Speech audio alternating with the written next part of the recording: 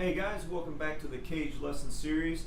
In this video we're going to build on our chords in each position. Specifically we're looking at a 1-4-5 progression in each position. 1-4-5 chords are the most commonly used chords in any major key. You'll run across it in thousands of songs, right? So to be able to know how to play those chords in different positions or in the most relevant or closest position is definitely a good thing to know. We're going to do it in C major like we've done most of the other exercises and move it across the board. And it's also good to just know where those roots are as well. It starts to help make connections with the scale and just the full scale position like we went through last time. Any new perspective on it is going to help. So let's jump into it. We're going to start, of course, with our open C major chord, so starting with the C shape.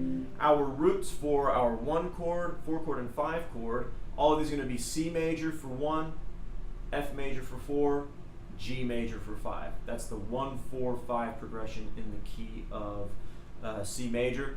But aside from that, you also just want to know the general shape, right? If you can determine the key of something or what key friends are playing in, and they say it's a 1-4-5 progression, then you already have all the information you needed to know. You don't have to necessarily know those chords, although I recommend being familiar with that. But it's just being efficient with information, I guess. So root of the 1 chord in the C position is right there.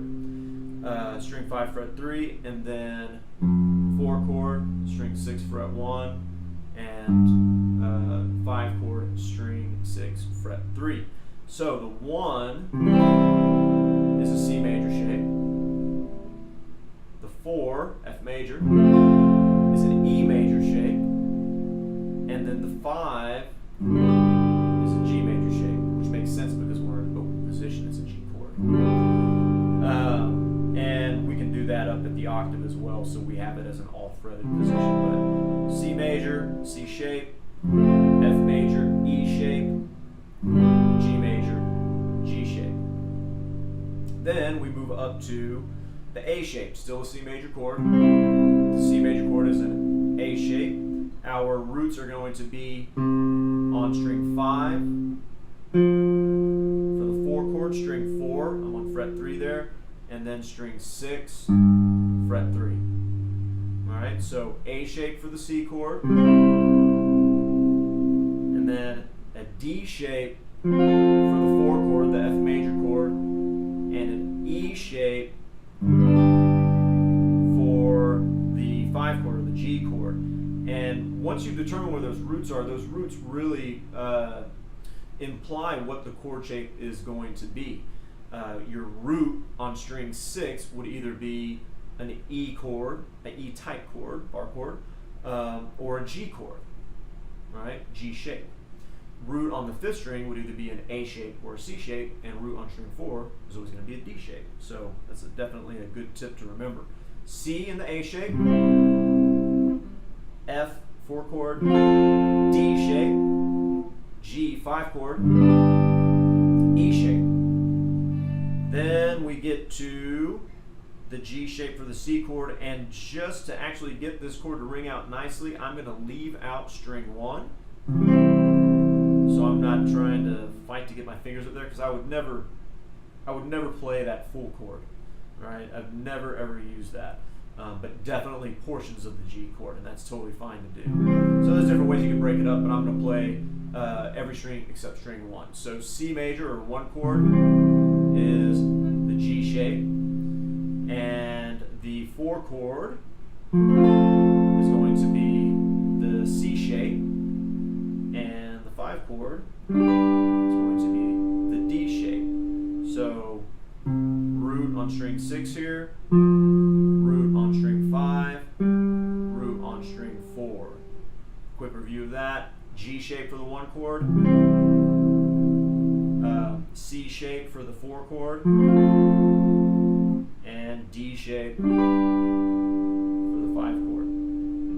And then we'll review all this a little bit quicker, but we'll put it together nicely.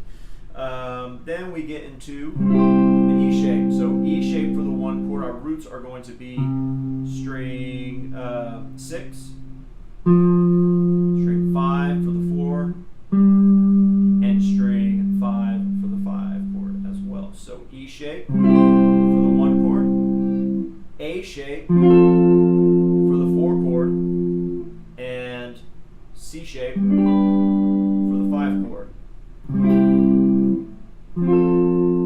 The C shape is another one that you can modify. A lot of people will leave out string 1 as well. But I mean, there's a few different ways to play it, but that's definitely a common finger to leave out string 1 as well. Then we get to our D shape. So 1 chord as the D shape. Then our 4 chord is going to be the G shape. And our 5 chord is going to be the A shape. D shape, G shape for the 4 chord, and A shape for the 5 chord. And then this is going to be the octave, so we've got the C shape here again, C shape for the 1 chord. Oh man, I'm drawing a blank. E shape for the 4 chord, and then G shape for the really crammed up here, G shape for the 5 chord. So let's go all the way back. We're going to go through that quicker without me talking so much. And I'm just going to refer to it as the 1-4-5. So we're using the general information that would apply to any key, no matter what we're playing in, right? So 1 chord, C shape. 4 chord, E shape. 5 chord, G shape. 1 chord, A shape. 4 chord, D shape. 5 chord, E shape. Then 1 chord, G shape. 4 chord, C shape. 5 chord, D shape. 1 chord, E shape. 4 chord, A shape. 5 chord, C shape. 1 chord, D shape. 4 chord, G shape. 5 chord, A shape. And 1 chord, C shape. 4 chord, E shape, and 5 chord, G shape. So, getting familiar with it in each position in one key is handy. Now you can think back to one of the earliest exercises that we did where we started with each open chord. We started with a C chord and then moved each C chord up. And then we started with an A chord and then moved through the CAGED system. And we started with a G chord and we moved through the CAGED system, playing all the same chords as we shifted up. That's something else that you could do with this, or just putting it in random positions and trying to figure out what key you're playing in, and then you'll start to create relationships between the 1-4-5 to where it makes it easier for you to know what those are in particular keys. You know, handy keys to work in on guitar: E major, A major, D major, B major, C major, G major, all your sharps, you know, up to B major, 5 sharps, and then F major, B flat major. I mean, everybody always says to go through all keys, which is definitely going to help you, but it can be a little exhausting. So, you know, would help to focus on the keys that you're going to run into the most. If you're focusing on 3 or 4 keys, and that takes care of whatever 80 to 90% of what you're going to be seeing, then you're well on your way, and the other stuff will come in time. So let me know if you have any questions, guys, as always, and see you in the next video. Thanks.